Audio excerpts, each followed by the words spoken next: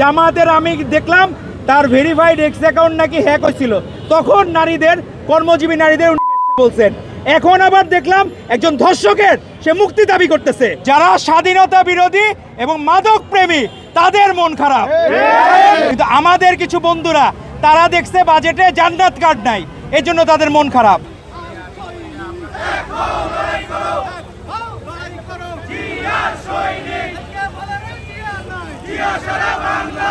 এই প্রথমবারের মতো আমরা দেখলাম একবারে শুরু থেকে 65 ব্যক্তি থেকে শুরু করে একদম প্রতিবন্ধী শিশু পর্যন্ত কোনো খাত আমাদের মাননীয় প্রধানমন্ত্রী জনাব তারেক রহমান বাদ দেন নাই। উনি প্রত্যেকটা খাতে 65 ব্যক্তি রেলযাত্রা ফ্রি করতে পারবে। আপনার প্রত্যেকটা জায়গায় বয়োজ্যেষ্ঠ নারী সদস্য 41 লাখ পরিবার ফ্যামিলি কার্ড পাবে, 42,50,000 ফ্যামিলি ফার্মার্স কার্ড পাবে। তারপরে আপনার ইমাম মুয়াজ্জিনরা 2,55,666 জন ইমাম মুয়াজ্জিন তারা ভাতা পাবেন। অতীতে কখনো এরকম হয় নাই, কিন্তু আমাদের কিছু বন্ধুরা তারা দেখছে বাজেটে জান্নাত কার্ড নাই, এই জন্য তাদের মন খারাপ। তারা ফ্যামিলি কার্ড, ফার্মার্স কার্ড দেখলে তাদের মন ভালো হয় না, হেলথ কার্ড দেখলে মন ভালো হয় না, অন্য প্রবাসী কার্ড দেখলে মন ভালো হয় না, তাদের মন ভালো হয় জান্নাত কার্ড দেখলে। তো জান্নাত কার্ড তো আর এখানে দিতে পারা সম্ভব না, আর কেউ কোনো মুসলিমকে বলতে পারবে না কনফার্ম কেউ জান্নাতি হবে, এটা কোনোদিন সম্ভব না। তো আপনারা সেই জায়গায় অনেকের মন ভালো। আজকে বাংলাদেশের বিধবা নারী যারা তাদের ভাতা বৃদ্ধি পেয়েছে তাদের মন ভালো। মুক্তিযুদ্ধে যারা বীর মুক্তিযোদ্ধা ছিলেন, বীর প্রতীক ছিলেন, বীর উত্তম ছিলেন, তাদের মন ভালো। যারা জুলাই যোদ্ধা, আমার পাশেই A category, B category, C ক্যাটাগরির জুলাই যোদ্ধা আছে, তাদের মন ভালো, কারণ তাদের ভাতা বৃদ্ধি পাইছে। আজকে প্রত্যেকটা জায়গায় তাদের মন ভালো। আর কাদের মন খারাপ? যারা স্বাধীনতা বিরোধী এবং মাদক প্রেমী তাদের মন খারাপ। আপনার মাদক নেশাগ্রস্ত যারা, মাদকের দাম বৃদ্ধি পাইছে, মদের দাম বৃদ্ধি পাইছে।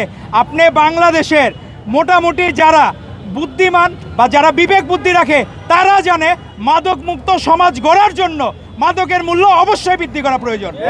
এবং মাদকের মূল্য বৃদ্ধির কারণে আমাদের অনেক বন্ধুদের মন খারাপ, কারণ মনে হচ্ছে তারা ঠাকুর ঘরে কেড়ে আমি কলা খাই না, ওই দশা হয়ে গেছে তাদের। কারণ তারা নিজেরা কিসের বিরুদ্ধে আন্দোলন করতেছে? বাজেটের কোন ইস্যুর বিরুদ্ধে? মূল্য বৃদ্ধি পাইছে কিসের?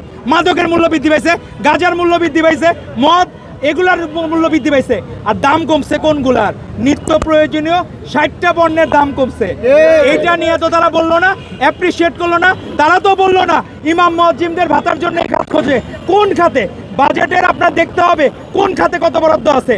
এর আগে কোনো সময় এরকম অ্যাম্বুলেন্স সার্ভিস 24/7 অ্যাম্বুলেন্স সার্ভিস রাষ্ট্র আপনাকে দেবে। আপনার 1 লাখ নতুন স্বাস্থ্যকর্মী নিয়োগ দেওয়া হবে, 5,000 MBBS ডাক্তার নিয়োগ দেওয়া হবে। এগুলো কোথা থেকে আসবে? বাজেট তো রাষ্ট্রকে দিতে হবে। এখন মূল ইস্যু যারা আপনার সব কিছুতেই যারা খারাপ বলে, জামায়াতের আমি দেখলাম তার ভেরিফাইড এক্স অ্যাকাউন্ট নাকি হ্যাক হয়েছিল, তখন নারীদের, কর্মজীবী নারীদের উনি বলছেন। এখন আবার দেখলাম একজন ধর্ষকের সে মুক্তি দাবি করতেছে।